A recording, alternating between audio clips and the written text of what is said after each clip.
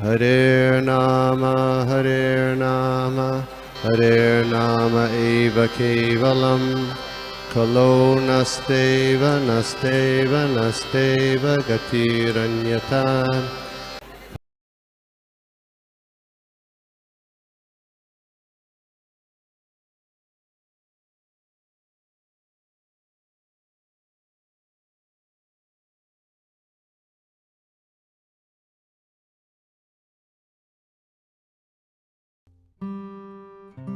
श्री गुरु दीनतारिणम परमानंद माधवम श्री चैतन्य ईश्वरम।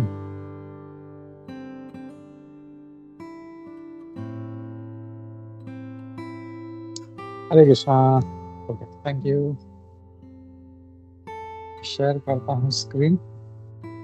हमने चैतन्य चरितामृत का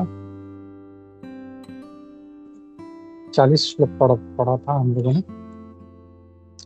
आज 41 से पढ़ेंगे। जय जय श्री चैतन्य जय नित्यानंदा, जय अद्वैत चंद्र जय गौर भक्तवृंदा। जय जय श्री चैतन्य जय नित्यानंदा, श्री अद्वैत चंद्र जय गौर भक्तवृंदा। जय जय श्री चैतन्य जय नित्यानंदा, जय अद्वैत चंद्र जय गौर भक्तवृंदा। हरे कृष्णा। तो हम लोग कंटिन्यू करते हैं चैतन्य चरितामृत। ये आदि लीला है, इसका हमने पहला अध्याय देखा है, स्पिरिचुअल मास्टर गुरु के बारे में ये अध्याय है। हमने देखा था अलग अलग प्रकार के गुरु होते हैं। कोई बता सकता है, जस्ट टू रिकैप, कितने प्रकार के गुरु होते हैं? हरे कृष्ण। है? हाँ माता जी। दीक्षा गुरु और शिक्षा गुरु। वेरी गुड, थैंक यू माता जी। और यहाँ पे दोनों का इम्पोर्टेंस हमने देखा था। प्रभुपाद जी बताते हैं दोनों इम्पोर्टेंट है। और श्री कृष्णदास कविराज गोस्वामी महाराज ये ग्रंथ के आरंभ में वो सभी अपने शिक्षा गुरु दीक्षा गुरु को प्रणाम कर रहे हैं। तो आगे कंटिन्यू करते हैं। गदाधर पंडितादि प्रभुर निज शक्ति, सवार चरण मोर सहस्त्र प्रणति।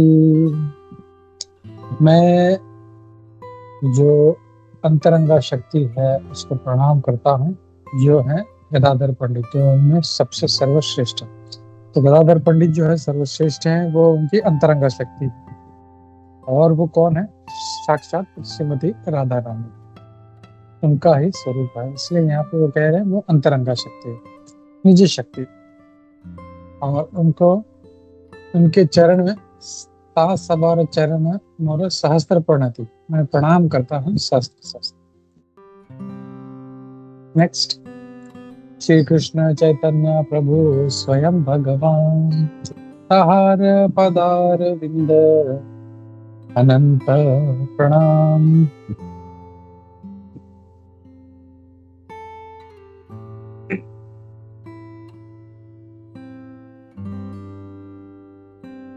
भगवान श्री कृष्ण चैतन्य महाप्रभु ये साक्षात भगवान कृष्ण हैं, और इसीलिए मैं उनको उनके चरणों में अनंत अनंत प्रणाम करता हूँ।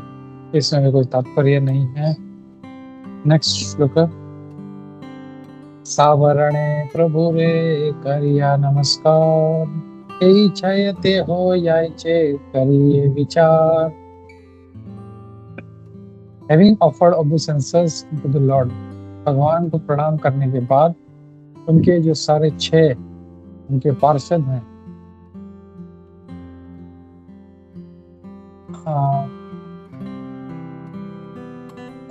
भगवान को और उनके जो 6 उनके जो पार्षद है उनको प्रणाम करके अब मैं तुम्हें ये जो 6 अलग अलग डाइवर्सिटीज हैं इसको मैं एक्सप्लेन करने का प्रयास करता हूँ। इस यहाँ पे तात्पर्य में देखते हैं हम। तात्पर्य श्री प्रभुपाद द्वारा श्री प्रभुपाद की जय। There are many unalloyed devotees of the Supreme Personality of Godhead, all of whom are considered associates surrounding the Lord. Lord Krishna should be worshipped with all his devotees. The diverse principle are therefore the eternal paraphernalia through which absolute truth can be approached. मैं एक बार इसको हिंदी में अनुवाद कर रहा।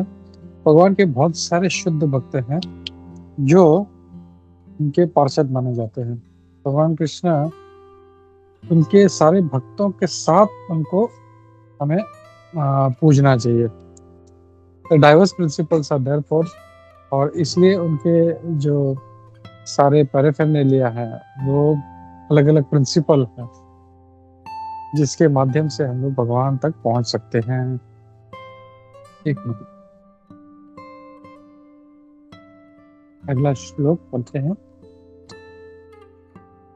यद्यपि अमार गुरु चैतन्य दास तथापि जानिया आम्ही तार प्रकाश। यद्यपि मैं although I know my spiritual master is, मैं जानता हूँ कि मेरे गुरु जो है वो चैतन्य महाप्रभु के सेवक हैं, और मैं जानता हूँ कि वो प्लेनरी मैनिफेस्टेशन, वो क्या बोलते हैं, एक प्रकाश है वो। तो इंग्लिश में प्लेनरी मैनिफेस्टेशन यानी एक अंश मात्र उनको कहा गया।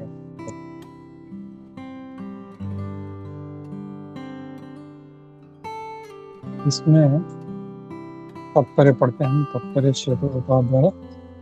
श्रील प्रभुपाद की जय। प्रत्येक जीव जो है वो भगवान का सेवक है, और इसलिए हमारे जो गुरु वो भी उनके सेवक ही हैं। लेकिन गुरु जो है वो भगवान के डायरेक्ट अंश हैं, वो उनके मैनिफेस्टेशन का ये है तो प्रकाश। और इस विश्वास के साथ एक जो भक्त है या शिष्य है वो इस तरह से कृष्ण भक्ति में आगे प्रगति कर सकता है। Spiritual master is not different from Krishna because he is the manifestation of Krishna. भगवान में और हमारे गुरु में कोई फर्क नहीं, क्योंकि गुरु जो है वो भगवान का ही एक अंश है। एक minute,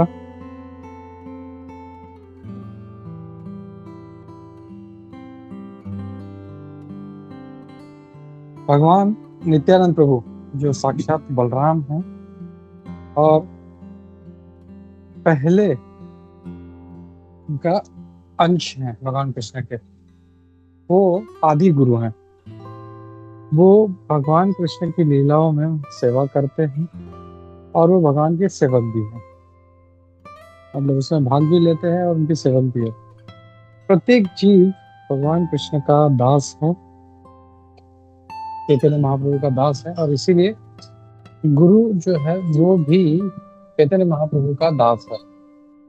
the spiritual masters eternal occupation, गुरु का नित्य सेवा है expand the service of the Lord by training disciples. भगवान का सेवा को एक्सपांड करना है, और कैसे करेंगे? वो अपने शिष्यों को सर्विस एटीट्यूड में ट्रेन करते हैं वो। तो गुरु जो होता है वो हमेशा अपने शिष्यों को सेवा कैसे करनी है वो एटीट्यूड देता है। एक होता है सर्विस करना, सिर्फ लोग भाग दौड़ करते हैं, ये लाते हैं वो लाते हैं, वैसे सर्विस एटीट्यूड जो डेवलप करना वो ज़्यादा इम्पोर्टेंट है। जिसमें सर्विस एटीट्यूड डेवलप हो जाता है उसको किसी चीज़ का सेवा करने के लिए कहने की ज़रूरत नहीं। तो सर्विस एटीट्यूड जब उसका बन जाता है, जैसे सेवक है तो सेवक को बताने नहीं पड़ता तुम ये करो, तुम वो करो, तुम ऐसे करो, तुम वैसे करो, कोई उनको सिखाना नहीं पड़ता। तो वैसे ही अभी जैसे हम देखें, बहुत अच्छा इसका उदाहरण है हनुमान जी। हनुमान जी कितने सर्विस एटीट्यूड में है और कैसे भगवान के सामने हमेशा वो इस पोजीशन में बैठते हैं। एक देखे हैं हनुमान जी का राम दरबार में वो कैसे बैठते हैं, उनका एक घुटना जमीन पे होता है और एक पाँव जो है जमीन पे। जैसे कुछ अपने स्वामी का इच्छा हुआ तुरंत वो जज इज रेडी टू जंप। तो वैसे जो सर्विस एटीट्यूड है वो डेवलप करना है हमें कि ये हमारे स्वामी है, हमको उनका सेवा करना है, वो ज़्यादा इम्पोर्टेंट है। नहीं तो खाली हम लोग सेवा करते रह जाएंगे और भक्ति में आगे नहीं बढ़ेंगे। तो सर्विस एटीट्यूड डेवलप करना बहुत ही महत्वपूर्ण है। The spiritual master never poses as the supreme lord himself. कभी भी गुरु जो है अपने आप को भगवान नहीं बताते, वो हमेशा कहते हैं कि मैं भगवान का प्रतिनिधि हूँ। The revealed scriptures prohibit one spirit. तो हमारे जो शास्त्र हैं वो कभी ये नहीं कहते कि किसी को भगवान बनने का प्रयास करना चाहिए, लेकिन गुरु जो है वो भगवान के सबसे श्रद्धालु और बहुत ही गुप्त भगवान के सेवक होते हैं, और इसीलिए उनको भी भगवान कृष्ण के जितना ही उनको आदर करना चाहिए। तो गुरु को हम भगवान कृष्ण के समान ही आदर क्यों देते हैं, ये हम लोग को यहाँ पे देखने मिलता है कि भगवान कृष्ण के हमारे जो गुरु हैं वो सबसे फेथफुल और सबसे कॉन्फिडेंशियल सर्वेंट है, और इसलिए उनको भी उतना ही से, जैसे उदाहरण के तौर पे अगर देखें हम लोग, जैसे किसी कंट्री का एम्बेसडर होता है, जैसे यहाँ का अगर हम देखें किसी भी कंट्री का, यूएस का एम्बेसडर ले लो, तो उसको भी उतना ही रिस्पेक्ट, उसको उतना ही मान मिलेगा जितना यूएस के प्रेसिडेंट को मिलेगा। क्यों? क्योंकि वो उसका प्रतिनिधि है वो। तो वैसे ही गुरु भी जो है भगवान के प्रतिनिधि है, गुप्त सेवक हैं, उनके कॉन्फिडेंशियल सेवक, बहुत ही उनको भगवान को, उनके ऊपर श्रद्धा है, उनको फेथ है उनका, इसीलिए उनको उतना मान दिया जाता है। इसमें हम लोग जो सुबह मंगला आरती में गाते हैं, श्री गुरु नहीं, मंगला आरती में जो गाते हैं उसमें जो आई थिंक तीसरा वाला स्टैंजा है, एक मिनट मैं इसको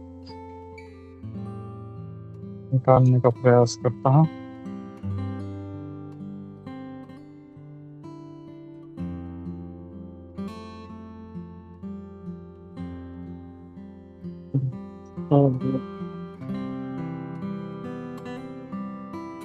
इसमें जो हम लोग गाते हैं, इसमें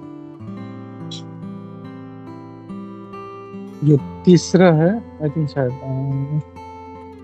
श्री विग्रहाराधन नित्य नाना श्रृंगार तन मंदिर मर्जनारो युक्तस्य भक्त चन्नी वंदे गुरु श्री चरणारविंदम।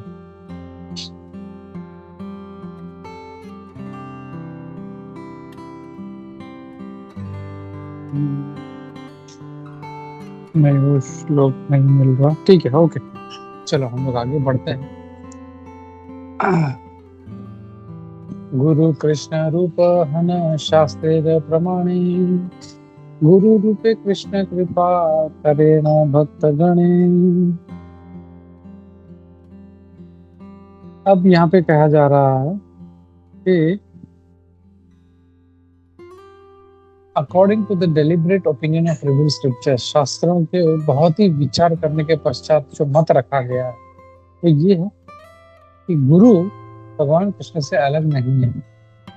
भगवान कृष्ण गुरु के रूप में अपने भक्तों का उद्धार करते हैं, और इसीलिए गुरु को हमें बहुत ही आदर देना चाहिए, क्योंकि वो साक्षात भगवान कृष्ण ही है। तात्पर्य पढ़ते हैं, तात्पर्य श्री प्रभुपाद द्वारा श्री प्रभुपाद की, the relationship of a disciple with spiritual master is as good as his relationship with the supreme lord. तो किसी भक्त का अपने गुरु के साथ जो नाता है तो वैसे ही है जैसे वो भगवान कृष्ण के साथ नाता है।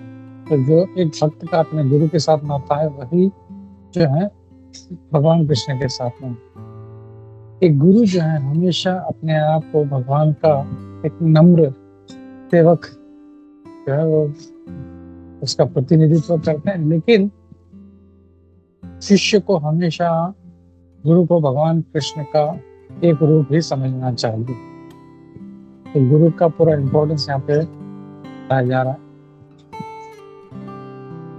ये एक श्लोक बहुत इम्पोर्टेंट श्लोक है, प्रभुपाद जी इसको कई बार दोहराते हैं।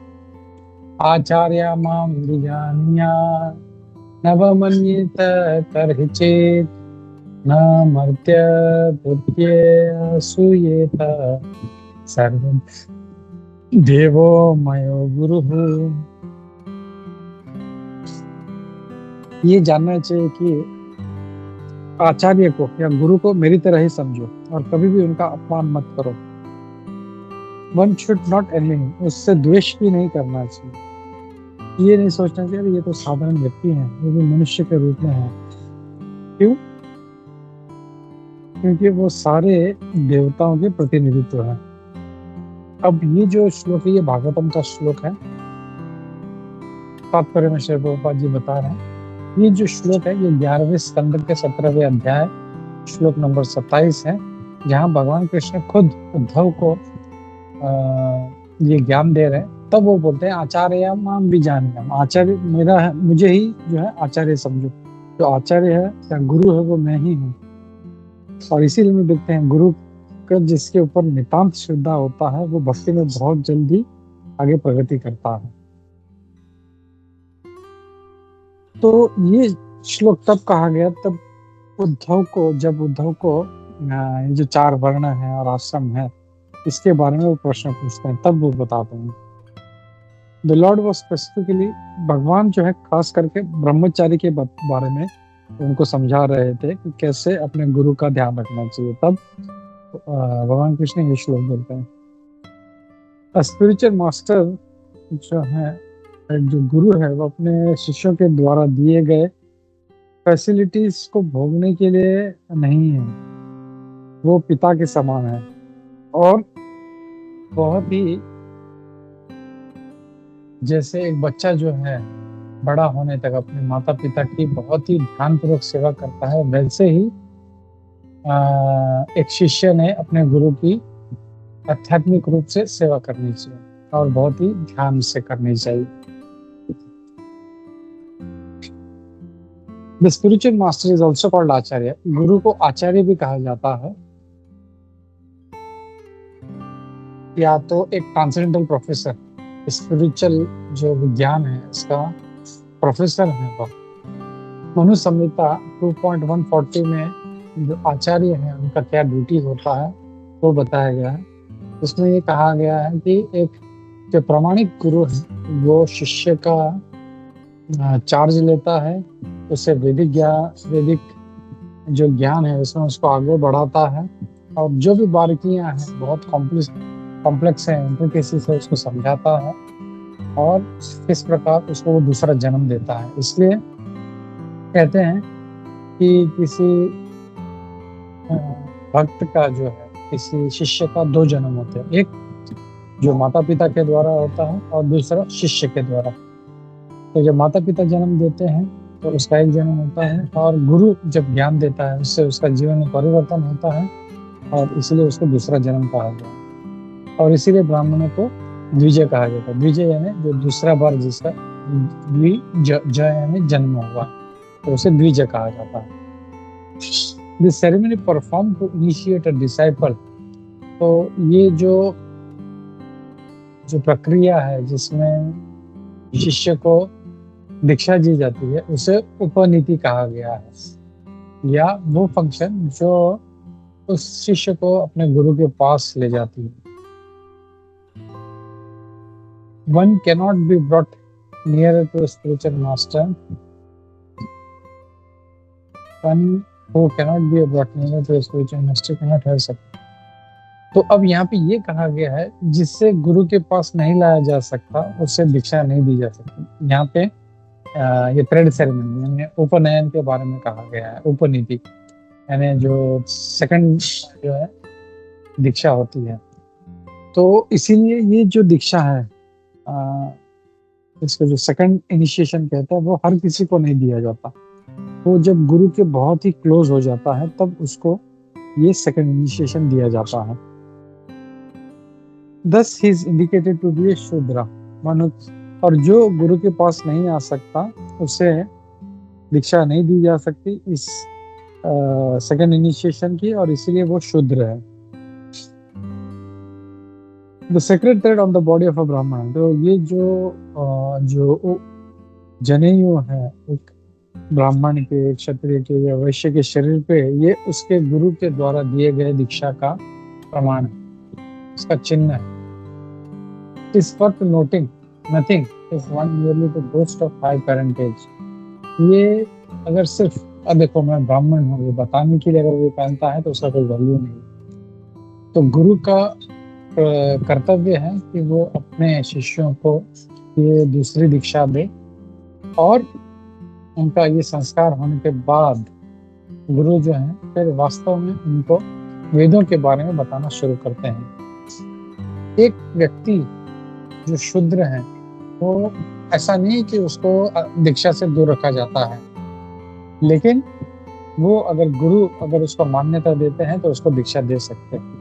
पहले के ज़माने में ऐसा था कि जो शूद्र थे उनको दीक्षा नहीं दी जाती थी, लेकिन गौड़ी वैष्णव परंपरा में श्री भक्ति विनोद ठाकुर जी, भक्ति सिद्धांत सरस्वती ठाकुर जी ने जो पारंपरिक था कि ब्राह्मण का पुत्र ही ब्राह्मण है, ये जो भ्रांति थी उसको तोड़ दिया। बोला किसे भी हम लोग दे सकते हैं, बस उसमें वो गुण होना चाहिए। भगवान कृष्ण स्वयं कहते हैं चातुर्वर्ण्यम मया सृष्टम गुण कर्म विभागश, उससे गुण और कर्मों से, अगर वो भले शूद्र घर में जन्म लिया है, लेकिन अगर उसका इच्छा है शास्त्र सीखने का, दैट मीन्स उसे जो है ब्राह्मणों के गुण है और उसको जरूर दीक्षा दे के उसे आगे बढ़ाना चाहिए।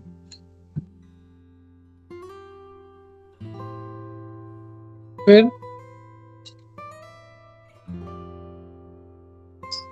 अगर गुरु देखते हैं कि ये क्वालिफाइड है तो फिर उसको सेकंड इनिशिएशन दिया जाता है। वायु पुराण में कहा गया है कि आचार्य का जो एक डेफिनेशन है वो बताया गया है, वो क्या है? जो सारे वेदों का सार जानता हो, सारे रूल्स एंड रेगुलेशंस फॉलो करता हो, वो है आचार्य, और अपने शिष्यों को भी उसी प्रकार से वो कार्य करने में लगाते हैं, तो उसे वायु पुराण के हिसाब से इसे आचार्य कहा गया। अब आगे प्रभुपाद जी कहते हैं only out of his immense compassion does the personality god reveal himself as his spiritual master. भगवान जब बहुत ज्यादा कृपा करते हैं तब वो गुरु के स्वरूप में आते हैं, और इसीलिए आचार्य के जो डीलिंग्स हैं उसमें there are no activities but those, उसमें कोई भौतिक गतिविधि नहीं, बस भगवान से प्रेम के बारे में ही जो होता है उसमें वो समझाते हैं। वो भगवान के सेवक हैं। It is worthwhile to take shelter. तो ये बहुत ही महत्वपूर्ण है कि ऐसे अच्छे भक्त का आश्रय लेना चाहिए, जिसे आश्रय विग्रह कहा गया है, या भगवान के आश्रय लेने का स्वरूप जिसमें हम आश्रय ले सकते हैं, इसलिए उसे आश्रय विग्रह कहा गया। अगर कोई अपने आप को आचार्य बता रहा है लेकिन उसमें वो सेवा करने का, भगवान की सेवा करने का गुण नहीं है, तो उसे अपराधी समझना चाहिए उसे, और उसका ये जो अपराधी एटीट्यूड है वो उसे आचार्य बनने से डिस्क्वालीफाई करता है। अब जो बोनाफाइड स्पिरिचुअल मास्टर है वो हमेशा भगवान की शुद्ध सेवा में लगा रहता है, और इस टेस्ट से उसे भगवान का स्वरूप मैनिफेस्टेशन समझ सकते हैं, और एक प्रतिनिधि नित्यानंद प्रभु का एक बहुत ही उत्तम प्रतिनिधि समझ सकते हैं। ऐसे गुरु को आचार्य देव कहा गया है।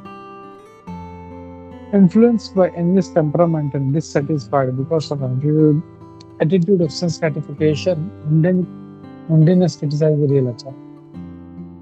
तो जो लोग बहुत ही द्वेष करते हैं, जिनका स्वभाव ही द्वेष करना, ईर्ष्या करना और डिससेटिस्फाइड, और वो उनको इंद्रिय तृप्ति नहीं करने दिया जाता, इसके लिए वो बहुत ही नाराज हैं। तो ऐसे जो व्यक्ति हैं, ऐसे जो मुंडेनियंस हैं, वो ऐसे जो सही आचार्य हैं उनका निंदा करते हैं।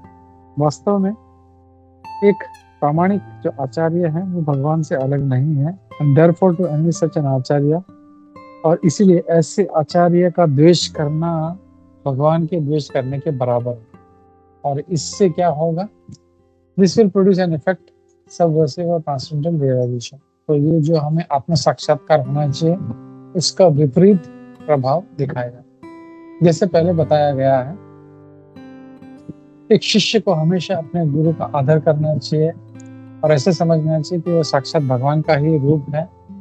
लेकिन उसी समय ऐसे ये भी याद रखना चाहिए कि जो गुरु है वो भगवान के लीलाओं को इमिटेट नहीं कर सकता। फॉल्स स्पिरिचुअल मास्टर और जो झूठे, जो नकली फेक जो गुरु हैं, वो अपने आप को भगवान कृष्ण का स्वरूप बताते हैं और कहते हैं कि मैं भी भगवान हूँ और मैं भी इसलिए जो भगवान करते हैं कर सकता हूँ। जैसे रास लीला है, ये सब चीजें, उनको उसमें बहुत इंटरेस्ट होता है और इस प्रकार वो अपने जो शिष्य हैं उनके सेंटिमेंट्स के साथ खेल रहे हैं। लेकिन ऐसा जो मायावादी है वो सिर्फ अपने शिष्यों को भटका सकता है, जो उसका उद्देश्य है भगवान के पास ले जाना, उससे दूर ले जाता है। This is against the principles of devotional cult. तो ये हमारे भक्ति का बिल्कुल विपरीत ये सारा तत्व है। असली वैदिक फिलॉसफी है वो अचिंत्य भेदाभेद तत्व है, जिसका मतलब सब कुछ एक है होते हुए भी वो अलग है। श्री रघुनाथ दास गोस्वामी जी इस बात की पुष्टि करते हैं कि एक गुरु का जो सही पोजीशन है, वास्तविक पोजीशन है, और कहते हैं कि उसे हमेशा गुरु को भगवान मुकुंद का तरह समझना चाहिए, उनका इंटीमेट रिलेशनशिप में है वो समझना चाहिए, मतलब उनके सेवा में है। श्री जीव गोस्वामी उनके भक्ति संदर्भ 213 में कहते हैं, as clearly ये साफ साफ समझा दिया है कि भगवान का जो शुद्ध भक्त है, that a pure duty is observation of spiritual master and Lord Shiva as being one with the personality of God. Shri जीव गोस्वामी भक्ति संदर्भ में कहते हैं क्लियरली कि एक जो शुद्ध भक्त का ऑब्जर्वेशन है गुरु के बारे में, भगवान शिव के बारे में, वो एक ही है भगवान से। The terms of their real being very dear to Lord. तो वो दोनों भी, गुरु भगवान शिव, दोनों भी भगवान को बहुत प्रिय हैं और वो नॉन आइडेंटिकल है और इसीलिए वो एक है। सारी तरह से देखा है, मतलब भगवान शिव को हम लोग कितना आदर देते हैं, लेकिन जो ये कहे नहीं वो भगवान शिव अलग है, कुछ लोग उनका आदर नहीं करते, तो वो गलत है। वैसे गुरु भी है, गुरु को भी भगवान की तरह समझना चाहिए। और श्री रघुनाथ दास गोस्वामी जी के पद चिन्हों पर चलते हुए श्री जीव गोस्वामी और बाकी उनके बाद में के जो आचार्य श्री विश्वनाथ चक्रवर्ती ठाकुर, उन्होंने भी इसी सत्य को उजागर किया। उनकी प्रार्थना में जो गुरु की वंदना है उसमें श्री विश्वनाथ चक्रवर्ती ठाकुर महाराज जी कहते हैं कि सारे शास्त्र भगवान को कृष्ण का ही स्वरूप समझते हैं। ये ही श्लोक में ढूंढ रहा था, इसी श्लोक के बारे में बोल रहे हैं। क्यों? क्योंकि वो भगवान को बहुत प्रिय है।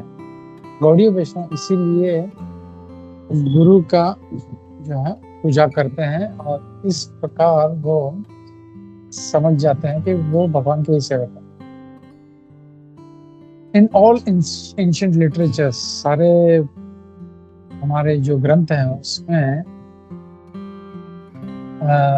और अभी जो रिसेंट जो भक्ति गीत है उसमें श्री नित्यानंद ठाकुर जी, श्री भक्तिनाथ ठाकुर जी, दूसरे जो शुद्ध भक्त हैं, उससे हमेशा, मतलब उसमें हमेशा गुरु को भगवान का श्रीमती राधा रानी का सेवक कहा गया